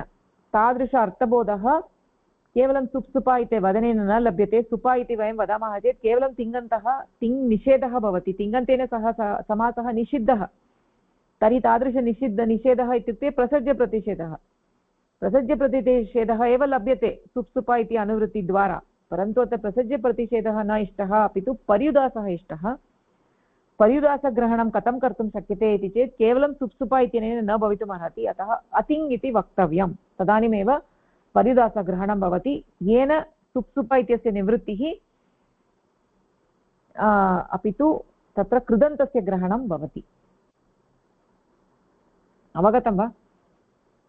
कोऽपि वदति वा अस्य सारांशः? भगिनी तु सम्यक्तया उक्तवती, अत्र कोऽपि वदति वा?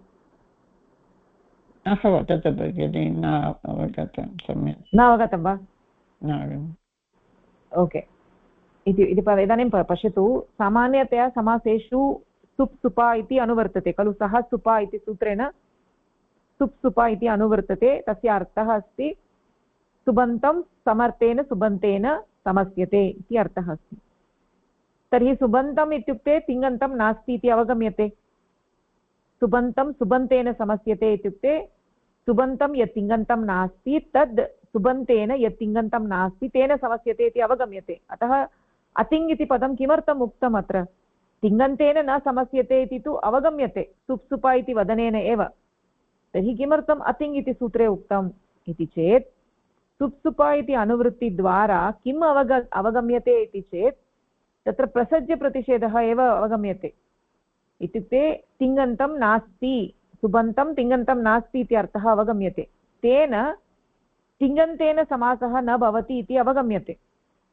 परन्तु तिङन्तेन समासः न भवति इत्युक्ते सुबन्तेन समासः भवति इति अर्थः अवगम्यते सुप् इत्यनेन। परन्तु अत्र किम् उपपदम् अतिङ् इति सूत्रे किं विवक्षितम् इति चेत् तत्र उत्तरपदं सुबन्तमेव मा भवतु, अत्र कृदन्तं भवतु, तर्हि पर्युदासः अर्थः अस्माभिः ग्राह्यः। तादृश अर्थः सुप् इति अनुवृत्तिद्वारा न भवितुम् अर्हति। अतः सूत्रे अतिङ् इति पदम् उक्तं। तेन पदेन अस्माकं ज्ञापनं भवति यद् अत्र अतिङ् इत्यस्य अर्थः कः इति चेत् पर्युदासः अर्थः। इत्युक्ते तिङन्तात् भिन्नः तिङन्तसदृशः इति अर्थः अपेक्षितः अस्ति। तिङन्तात् भिन्नः कः? कृत् प्रत्ययः। तिङन्तसदृशः कः? कृत् प्रत्ययः। अतः कृत् प्रत्ययस्य ग्रहणम्। अतः वस्तुतः अतिङ् पदस्य ग्रहणेन अस्माभिः ज्ञायते यत् सुप् इत्यस्य अधिकारः अत्र निवृत्तः अस्मिन् सूत्रे। तर्हि उपपदसंज्ञकस्य कृदन्तेन प्रातिपदिकेन समासः भवति इति अर्थः अतिङ् इति पदस्य ज्ञापनेन भवति। तदेव अतिङ् इति पदस्य प्रयोजनम्। किञ्चित् अवगतं वा? अवगतम्। अस्तु, इदानीं तत्र कः वदति? उषा भगिनी वदतु, किम् अवगतम्? अस्तु भगिनि, सूत्रे उपपदम् अतिङ् इति दत्तम्। अतिङ् इति उपपदम् अतिङ् सामान्यतया वयं जानीमः सः सुप् इति अधिकारः अस्ति समास प्रसङ्गे। सुप् इति अधिकारम् अस्ति इत्यनेन सुबन्तेन सह इति वयं जानीमः। अत्र किमर्थं समस्तपदे उपपदम् अतिङ् इति सूत्रे अतिङ् इति पदस्य आवश्यकता किमर्थं? यतोहि वयं जानीमः सुप् इति सुबन्तेन सह। अत्र अतिङ् इत्यनेन उत्तरपदं सुबन्तं न भवेत् इति एव मुख्यविषयः। उपपदम् अतिङ् इत्यनेन सुप् इति अधिकारे सुप् प्रथमपदं सुबन्तं भवेत्, उत्तरपदं सुबन्तं न भवेत् इत्येव तस्य विषयः।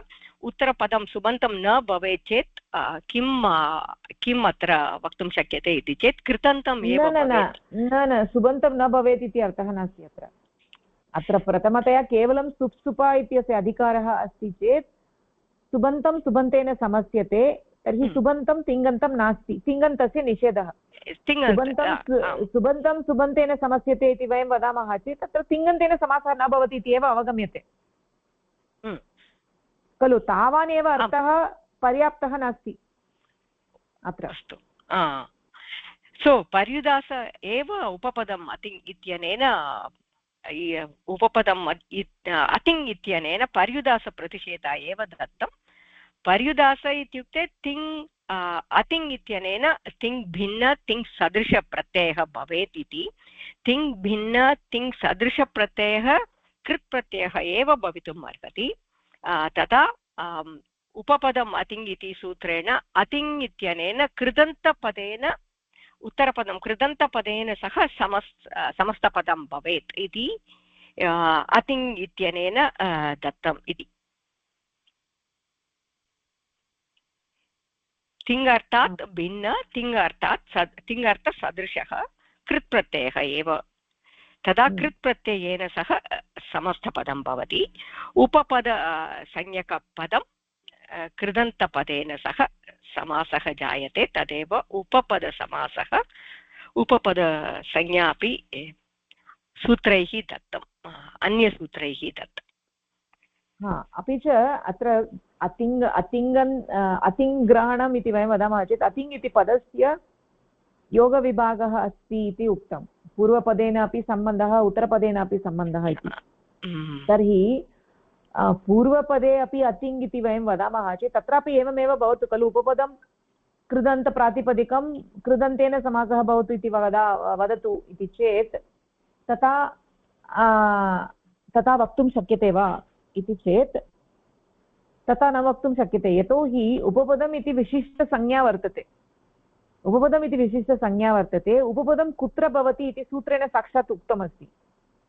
तर्हि सूत्रेण कुत्र उपपदसंज्ञा भवति, कस्य पदस्य उपपदसंज्ञा भवति इति सर्वं विवरणं तत्र सूत्रेषु अस्ति। तृतीयाध्याये अत्र यानि सूत्राणि सन्ति तत्र तृतीयाध्याये यत्र यत्र उपपदसंज्ञा सम्भवति तत्र उपपदसंज्ञा कुत्र भवति इति ज्ञायते। अतः तत्र अतिङन्तम् इत्युक्ते तिङ् भिन्न तिङ् सदृशः कृदन्तम् एव अस्ति वा नास्ति वा इति तत्सर्वं तत्र सूत्राधारेण एव भवति। अतः अतिङ् इति ग्रहणं यद् भवति अत्र पूर्वपदस्य अपेक्षया उत्तरपदस्य एव अधिकप्राधान्यं वर्तते। उत्तरपदस्य विषये एव तत्र अधिकं उक्तमस्ति। यद् उत्तरपदं कृदन्तं भवेत्, पूर्वपदं कृदन्तम् अस्ति वा न वा इति अत्र अधिकं चिन्तनं नास्ति, यतोहि सूत्राणि सन्ति खलु। कस्य उपपदसंज्ञा भवति सूत्राणि सन्ति, तदाधारेण सुबन्तं वा भवतु यत्किमपि भवतु तस्य उपपदसंज्ञा भवति। परन्तु उत्तरपदस्य विषये किमपि सूत्रं नास्ति। अतः अत्र अतिङ् इति पदस्य सम्बन्धः उत्तरपदेन सह अधिकं भवति, येन कृदन्तप्रातिपदिकेन सह समासः भवति इति अर्थः आयाति।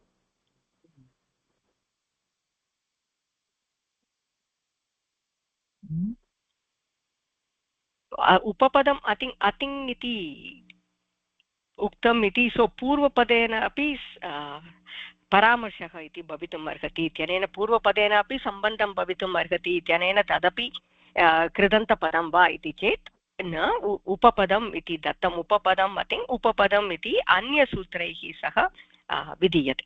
अस्तु।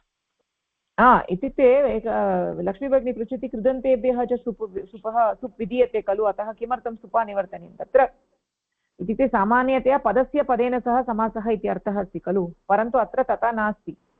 पदस्य प्रातिपदिकेन सह समासः इति विषयः अस्ति। अतः यदा समासस्य प्रातिपदिकं निर्मितं तदनन्तरं सुप् विधीयते इति भिन्नवार्ता, तस्य चर्चा एव नास्ति अत्र।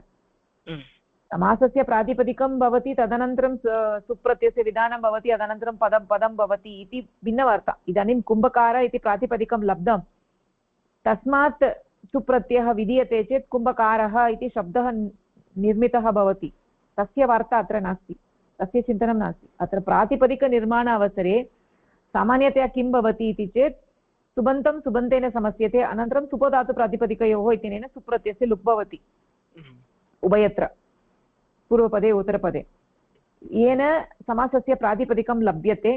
यथा अत्र सीतायाः पतिः इति वयं वदामः चेत् सीतायोगः न योगः, पतियोगः सु।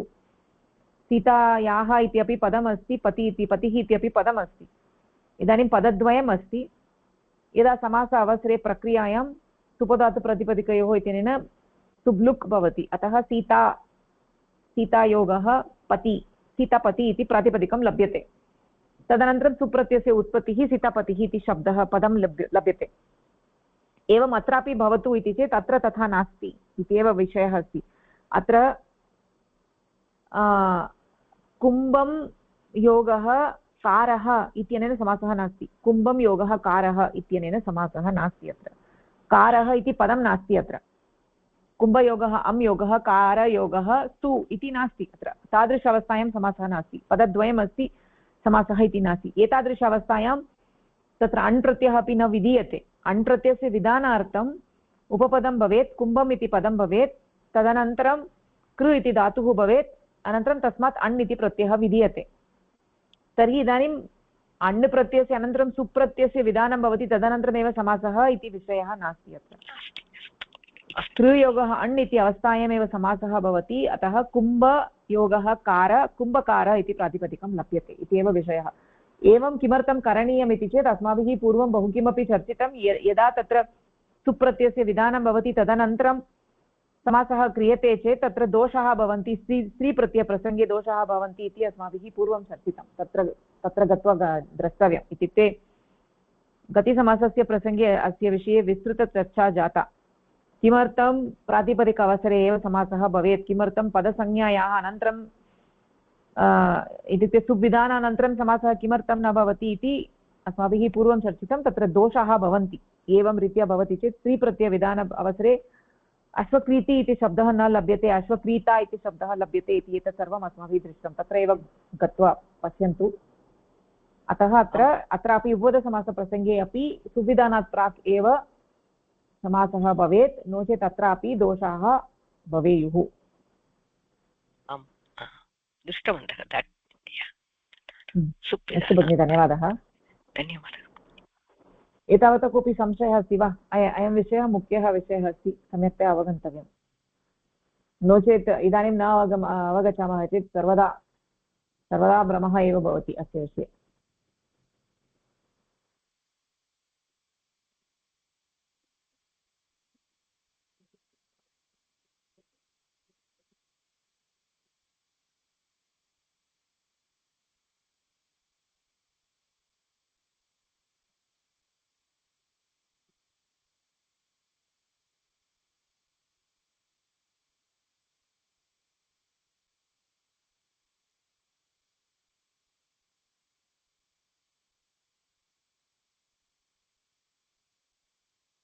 ओके, प्रश्नः न सन्ति चेत् अग्रे गच्छामः।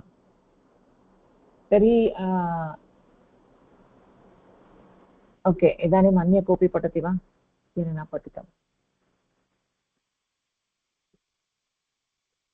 किम्, उमा भगिनी पठितुम् इच्छति वा?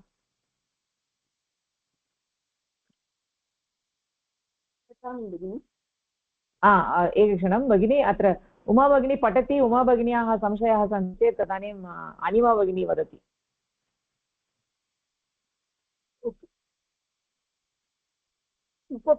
उपपदमस्ति इति सूत्रे अतिङ् इति प्रथमान्तपदस्य प्रयोगः केवलं तिङन्त प्रतिषेधार्थं नास्ति, अपि तु सः एकं महत्त्वपूर्णं ज्ञापकं वर्तते। अष्टाध्याय्याः नियमानुसारं सुप् इत्यस्य अधिकारः अत्र प्रवर्तते। यदा अतिङ् इति पदं सुप् इति पदेन सह सम्बुध्यते तदा सम्बध्यते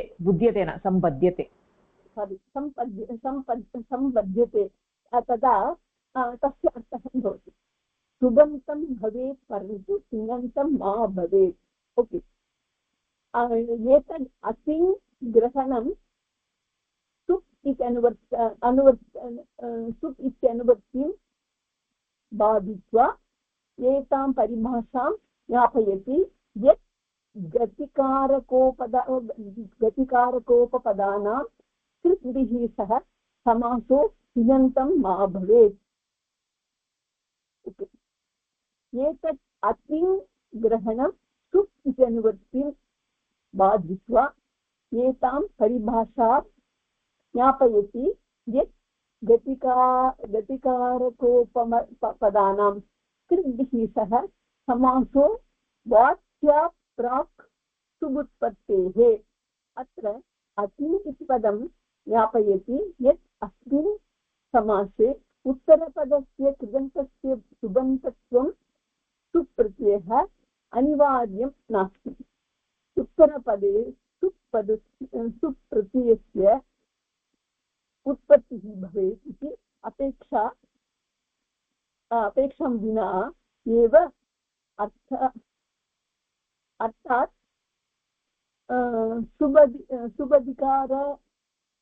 सुबधिकारस्य निवृत्ति कृत्वा समासः भवति। उत्तरपदे सुप्रत्ययस्य उत्पत्तिः भवेत् इति अपेक्षां विना एव अर्थात् सुबधिकारस्य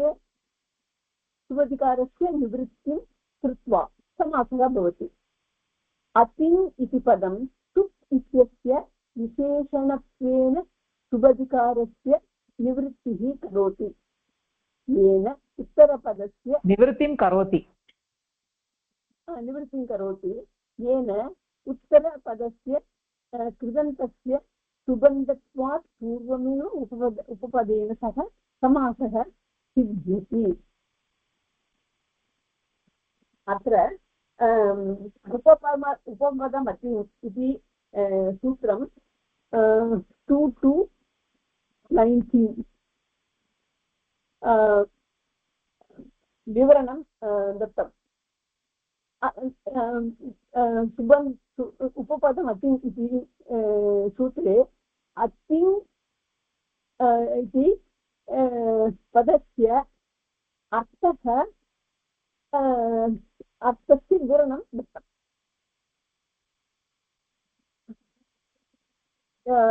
अत्र केवलं तिङन्तप्रतिषेधः नास्ति, बट्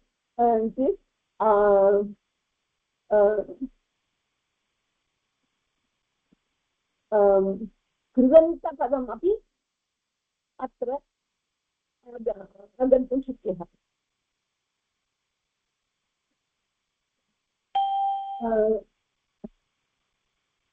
अतिङ् इति पदं सुप् इति पदेन सह सम्बध्यते यदा तदा तस्य अर्थः भवति सुबन्धं भवेत्, परन्तु तिङन्तं मा भवेत्।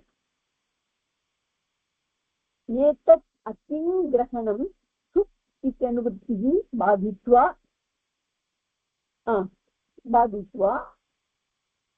एतां परिभाषां ज्ञापयति।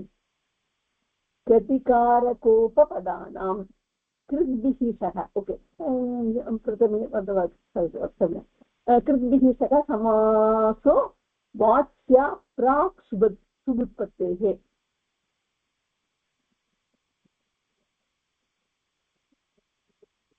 ओके, अत्र गतिकारक उपपदानां कृद्भिः सह समासः वाच्या प्राक् सुबुत्पत्तेः। सो सुबुत्पत्तेः प्राक् एव कृद्भिः सह समस्यते, तदेव।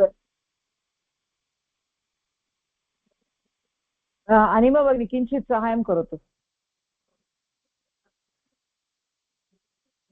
आं भगिनि, तत्र यत् अस्माभिः ज्ञातं पुनः तद् वदति चेत् ज्ञापकं भवति।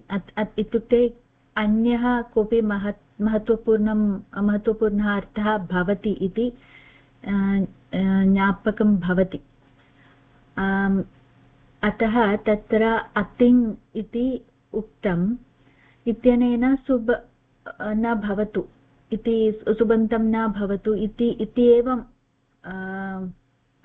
इति मात्रं न भवति, गहनार्थं किमपि भवति इति अस्माभिः ज्ञायते।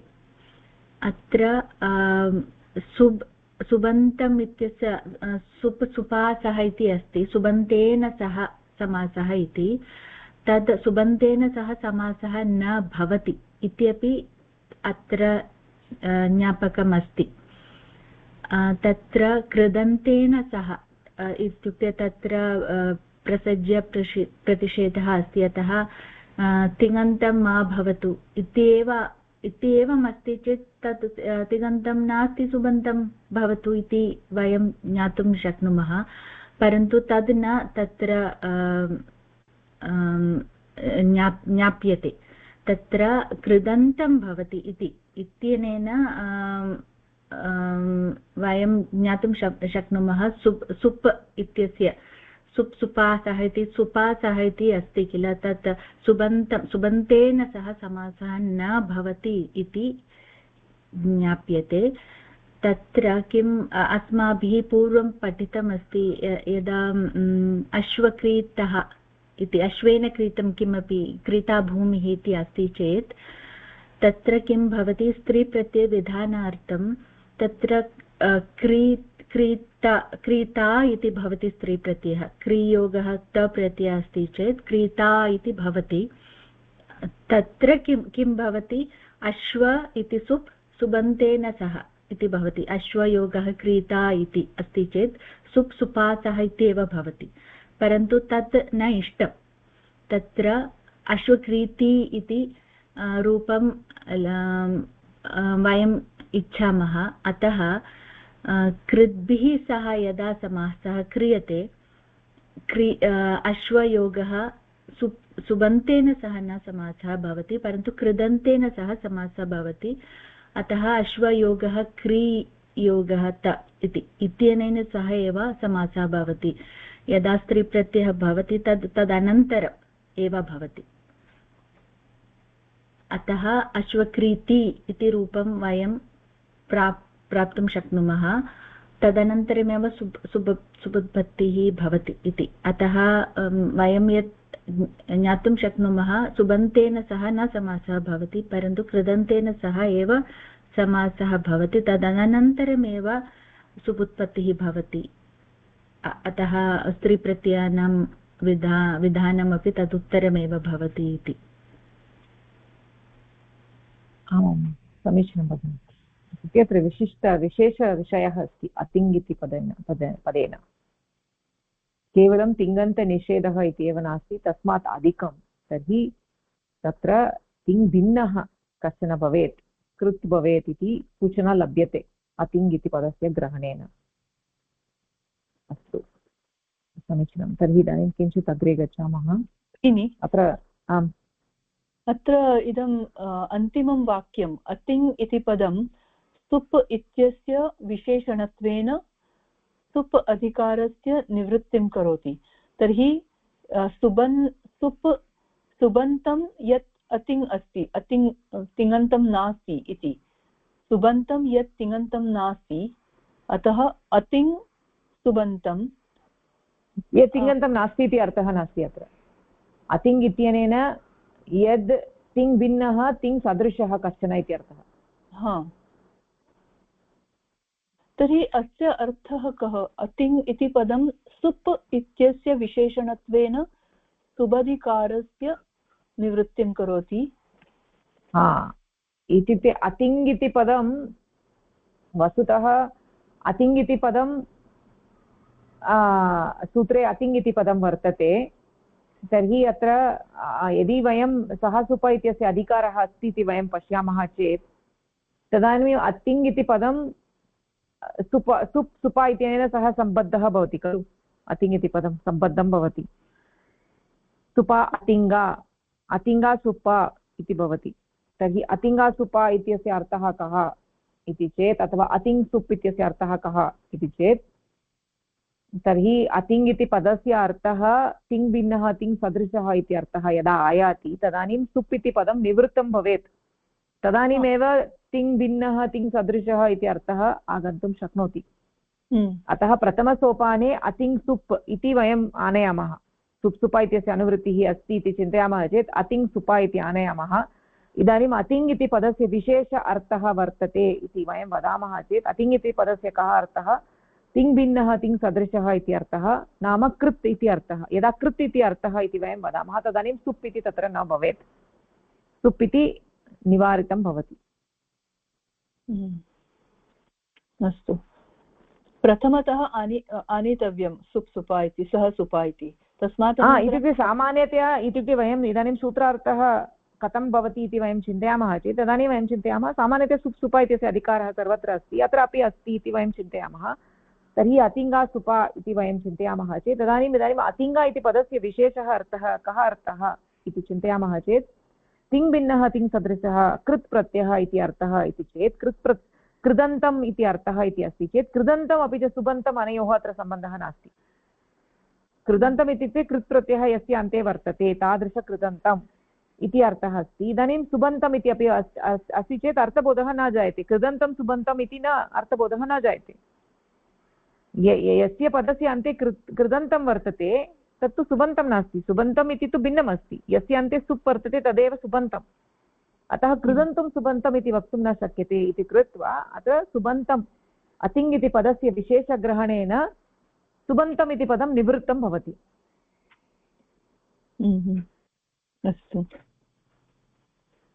अस्तु भगिनि, पुनः एकवारं पठामि। अतः अत्र सामान्यतया यः सुपा इति अनुवर्तते तादृश अनुवृत्तिः अत्र नास्ति। अनुवृत्तिः अस्ति चेत् तदानीं किं भवति इति चेत् तिङ् भिन्नः तिङ् सदृशः कृदन्तम् इति अर्थः आयाति चेत् कृदन्तं सुबन्तम् इति अर्थः आयाति, अथवा कृदन्तेन सुपा इति अर्थः आयाति। इदानीम् अर्थबोधः न जायते।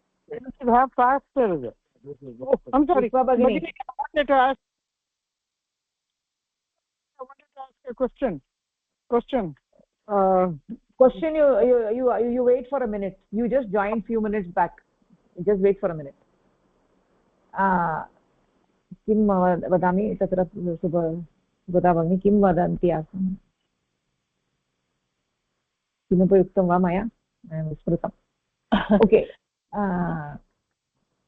इत्युक्ते कृदन्तं सुबन्तम् इति वयं वदामः चेत् इदानीम् अर्थबोधः न भवति कृदन्तं भिन्नं सुबन्तं भिन्नम् अतः इदानीम् अतिङ् पदस्य ग्रहणेन कः लाभः इति चेत् सुबन्तं निवर्तनीयं नो चेत् अर्थबोधः एव न जायते तर्हि तत्र सूत्रे किमर्थम् अतिङ् इति उक्तम् इति चेत् सुप इत्यस्य निवृत्तिः भवेत् इति एव सर्वत्र व्याख्यानेषु उच्यते अतिङ् इति पदस्य किमर्थं ग्रहणम् इति चेत् परिभाषा अनेन परिभाषायाः ज्ञापनं भवति अनेन कः अर्थबोधः इति चेत् सुप इत्यस्य निवृत्तिः इति अर्थः किमर्थं सुप इत्यस्य निवृत्तिः इति वयं गाढरीत्या चिन्तयामः चेत् कृदन्तं सुबन्तम् इति अर्थः आयाति तादृश अर्थबोधः न सङ्गच्छते अत्र कृदन्तं सुबन्तं न भवितुमर्हति अतः तत्र सुबन्तम् इति पदं निवर्तनीयम् इति एव अन्ततो गत्वा आशयः अस्तु अस्तु इदानीं इत्यस्य अधिकारः प्रवर्तते 212 नम्बर् अस्ति तत्तु सुबामन्त्रिते पराङ्गवत्स्वरे तदेव सुप् इति वा सः सुप इत्यस्य इत्यत्र एव सः सुप इत्यत्र सुप इत्यस्य अनुवृत्तिः तदेव निवृत्तः भवति सुबमन्त्रिते पराङ्गवत् स्वरे इत्यस्मात् सुप् इत्यत्र उपपदं सुप् इत्यत्र तु तत्र क्लेशः नास्ति उपपदम् इति तु तत्र सूत्रेषु यद् उपपदमस्ति तस्य एव ग्रहणम् अत्र क्लेशः नास्ति परन्तु अतिङ् इति पदस्य ग्रहणेन कः अर्थः आयाति इति चेत् सुप इति निवृत्तः भवति सुप इति पदं निवृत्तं भवति इत्येव अर्थः अन्ततो गत्वा तर्हि तत् 214 इति अस्ति खलु ashtade.com मध्ये सः सुप इति 214 इति अस्ति खलु 214 इत्येव लिखितं खलु मया अत्र सुप् इति 212 इति लिखितमस्ति 212 परिवर्तनीयं वा हा 214 हा अस्तु अस्तु धन्यवादः ओके विश्वा भगिनी किमस्ति भवती भगिनी भवती तु इदानीमेव आगतवती अतः भवती किमपि न जानाति आगतवती मया शृणोतु एकवारं न प्रश्नः एतत् अपवादसूत्रं वा इदानीं विषयः कः इति जानाति वा अतिङ् अस्ति तत्तु कृदन्तस्य अतिङ् इति कुत्र उक्तमस्ति कस्य विषये चिन्तनम् अत्र भगिनी कृपया ध्वनिमुद्रणं श्रुत्वा सप्ताहे पृच्छतु इदानीं भवती किमपि न श्रुतम् अतः मध्ये प्रश्नेन लाभः नास्ति अस्तु ओके अग्रे गच्छामः वा ओके इदानीं तत्र किं लक्ष्मी भगिनी पठितुम् इच्छति वा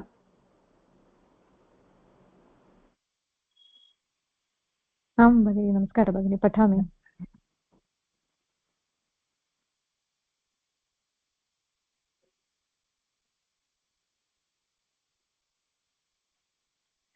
गतिकारकोपपदानां तदेव खलु भगिनि गतिकारकोपपदानां कृतिः सह समासो वाच्यः प्राक् उत्पत्तेः इति परिभाषायाः आधारेण अश्वक्रीति व्याघ्री इत्यादिषु रूपेषु उत्तरपदस्य कृदन्तस्य सुबन्तत्वात् पूर्वमेव समासः जायते येन अङ्गस्य अदन्तत्वं सुरक्षितं तिष्ठति अस्मिन् पक्षे कृतात् करणपूर्वात् इत्यादिभिः सूत्रैः नीश् प्रत्ययः अभीष्टरूपेण सिद्ध्यति इयं परिभाषा सर्वविषया अर्थात् अनित्या अस्ति यतः सा सर्वत्र न प्रवर्तते यत्र इष्टसिद्धिः भवति तत्रैव उत्पत्तेः प्राक् समासः भवति अन्यथा तु बिलेशयः इत्यादिषु प्रयोगात् अस्याः अनित्यता एव सिद्ध्यति। अत्र पूर्वपदस्य बिले उत्तरपदेन सह समासे सति सुपो धातु प्रातिपदिकयोः इति सूत्रेण विभक्तेः लुक् प्राप्तः भवति। परन्तु यदि उत्तरपदं सुबन्तं न स्यात् तर्हि केचन आचार्याः विशिष्टां लुक् प्रक्रियां मन्यन्ते। बिलेशयः इत्यत्र सप्तम्याः अलुक् विधानं तदैव सार्थकं भवति यदा लुक् प्राप्तुं योग्यता स्यात्। लुक् च तदैव सम्भवति यदा द्वयोः सुबन्धयोः समासः स्यात्। यदि इयं परिभाषा नित्या स्यात् तर्हि सर्वत्र उत्तरपदं केवलं कृदन्तं स्यात्। ईदृश्याम् अवस्थायां सुबन्धकृदन्तयोः समासे अलुक् विधानस्य आवश्यकता एव न भवेत् इति केचन वैयाकरणाः प्रतिपादयन्ति।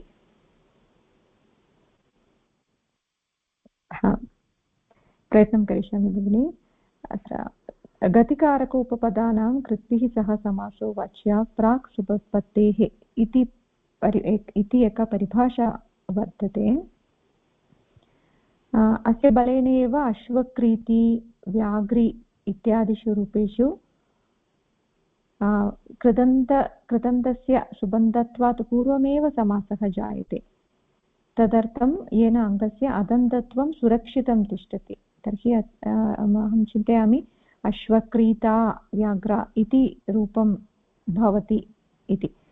नो चेत् तत्र नीश् प्रत्ययस्य विधानं भूत्वा अनिष्टरूपसिद्धिः भवति। तर्हि परिभाषा किं वदति इति चेत् गतिसमासः नीश् प्रत्ययस्य विधानं न भवति, तत्र टाप् प्रत्ययस्य विधानं स्यात्। तथैव नीश् प्रत्ययस्य विधानेन अनिष्टसिद्धिः भवति। तत् नीश् प्रत्ययस्य विधानेन इष्टसिद्धिः भवति। अश्वक्रीति इति शब्दः लभ्यते। यदि अत्र सुबुत्पत्तेः अनन्तरं यदि समासः भवति तदानीम् अश्वक्रीता इति टाप् प्रत्ययस्य विधानं भवति, तत्तु अनिष्टम्। अस्तु, अश्वक्रीता इति अनिष्टरूपसिद्धिः अस्ति। अस्तु भगिनि। परिभाषा वदति यत् गतिसमासः कारकोपपदसमासः तत्र कृद्भिः सह इत्युक्ते कृदन्तपदेन सह समासः वक्तव्यः। तदपि सुबुत्पत्तेः प्राक् एव। यदा कृदन्तेन सह सुप्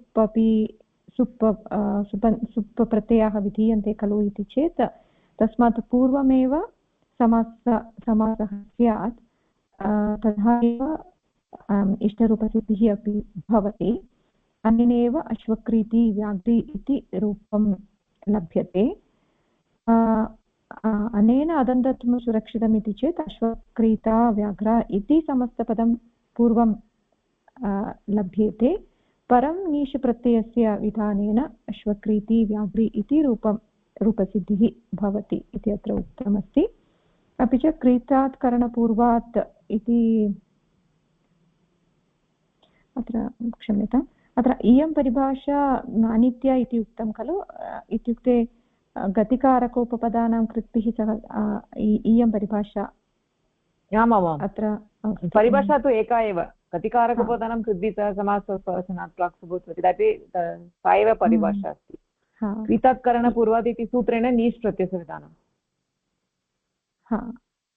अस्तु, तर्हि इयं परिभाषा अनित्या भवति। इत्युक्ते सर्वत्र अस्याः परिभाषायाः प्रवृत्तिः न स्यात्। यत्र इष्टसिद्धिः भवति तत्रैव इयं परिभाषा अपि अस्याः परिभाषायाः प्रयोगः कुर्यात् इति अत्र निर्दिष्टमस्ति। तदर्थं बिलेशयः इति उदाहरणं निर्दिष्टं। तत्र अलुक् समासस्य विषये उक्तं, मया सम्पूर्णतया न अवगतम्। इत्युक्ते बिलेशेते इति बिलेशयः। बिलेशेते बिले इति सप्तम्यन्तं पदं। शेते इत्यत्र शीङ् धातुः। शीङ् धातुतः कश्चन कृत्प्रत्ययः। तत्र शयः इति पदं लभ्यते। कृत्प्रत्ययस्य विधानं सुप् उत्पत्तिः भवति। तर्हि बिले योगः शयः इति अस्ति। तर्हि बिले इत्यत्र सप्तमी विभक्तेः अलुक् अस्ति खलु, तदाधारेण चिन्तयतु। अत्र बिले बिले इत्यत्र सप्तमी दृश्यते, अत्र अलुक् समासः अस्ति। अत्र सुबन्धस्य लोपः न कृतः, बिले इति एव दृश्यते समस्तपदे अपि। तर्हि अत्र विधानं बिलेशयः इति सप्तम्याः अलुक् विधानं तदेव सार्थकं भवति। इत्युक्ते अलुक् इति वक्तव्यं चेत् तत्र लुक् भवेत् खलु, तदानीमेव अलुक् भवितुम् अर्हति। लुक् भवति परन्तु तस्य अलुक् इति वदामः। अलुक् इति वदामः इत्युक्ते प्राप्तस्य एव निषेधः खलु। यदि लुक् एव न प्राप्तं तर्हि अलुक् इति कथं वक्तुं शक्नुमः? लुक् कदा प्राप्यते? सुपधातुप्रातिपदिकयोः इत्यनेन लुक् प्राप्यते। लुक् कदा प्राप्यते? यदा द्वयमपि सुबन्तं भवेत्। सुपधातुप्रातिपदिकयोः इत्यनेन समासावसरे सुप्रत्ययोः लोपः भवति। तर्हि तत्र उभयत्र सुप्रत्ययः भवेत्। बिले इत्यत्र सुप्रत्ययः भवेत्, शयः इत्यत्र सुप्रत्ययः भवेत्, तदानीं द्वयोः सुप्रत्ययस्य लोपः भवति। इदानीम् अलुक्, पूर्वपदस्य अलुक् इति वक्तुं शक्यते। अतः उभयत्र सुबन्तम् अस्ति। कुत्र अस्ति? उत्तरपदं कृदन्तम् अत्र नास्ति खलु, तदानीमेव अलुक् इति वक्तुं शक्नुमः इति केषाञ्चन आचार्याणाम् अत्र किं चर्चा।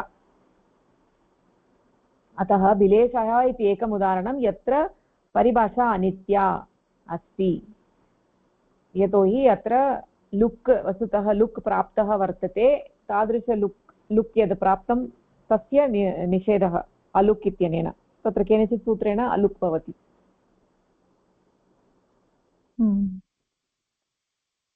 अन्तिमवाक्यं किं वदति? यदि इयं परिभाषा नित्या स्यात् तर्हि सर्वत्र उत्तरपदं केवलं कृदन्तं स्यात्। ईदृश्याम् अवस्थायां सुबन्तकृदन्तयोः समासे अलुक् विधानस्य आवश्यकता एव न भवेत्। इत्युक्ते एकत्र सुबन्तम् अन्यत्र कृदन्तम् अस्ति चेत् सुबधातुप्रातिपदिकयोः इत्यत्र सम्पूर्णतया न वर्तते। अतः अलुक्, कुत्रचित् अलुक् भवति इति न वक्तव्यमेव। इत्युक्ते उपपदसमासस्य प्रसङ्गे सर्वत्र सुबन्तस्य कृदन्तेन सह समासः इति वयं वदामः चेत् तर्हि कुत्रचित् अलुक् भवति इति कथं वक्तुं शक्यते? लुक् एव नास्ति, कथम् अलुक्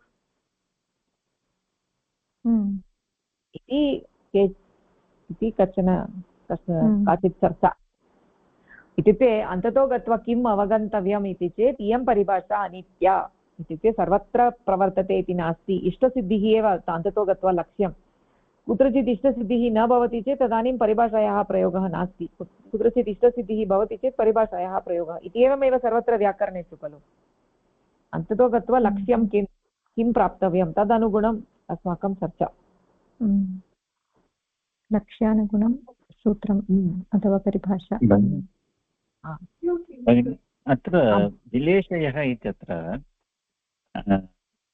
इदानीं सुपोधातुप्रातिपदिकयोः इति एकस्य सुपः लुक् भवितुमर्हति खलु। तत्र बिले इति बिलशब्दस्य उत्तरवर्तीयः सुप्रत्ययः अस्ति, तस्य लुक् भवितुमर्हति, तस्य एव अलुक् विधानं क्रियते। प्रातिपदिकयोः इति सूत्रं किं वदति?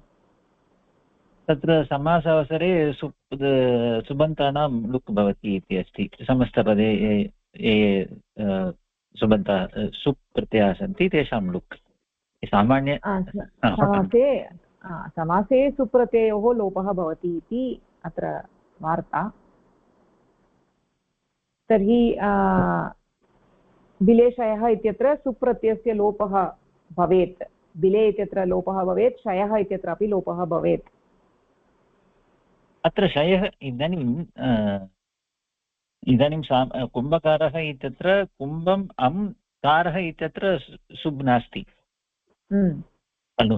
तर्हि तत्र सुप् प्रत्ययस्य लोपः लुक् सुपोधातुप्रातिपदिकयोः इति सूत्रेण लभ्यते खलु।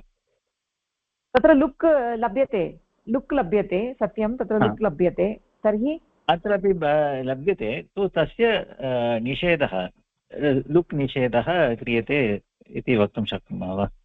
इति वक्तुं शक्नुमः परन्तु केचन आचार्याः एवं वदन्ति अत्र इयं परिभाषा अनित्या अस्ति मतम् अस्ति अस्तु इयं परिभाषा अनित्या अस्ति सर्वत्र न भवते इति कृत्वा इदमेकम् उदाहरणम् अग्रे धनक्रीता इति अन्यत् उदाहरणमस्ति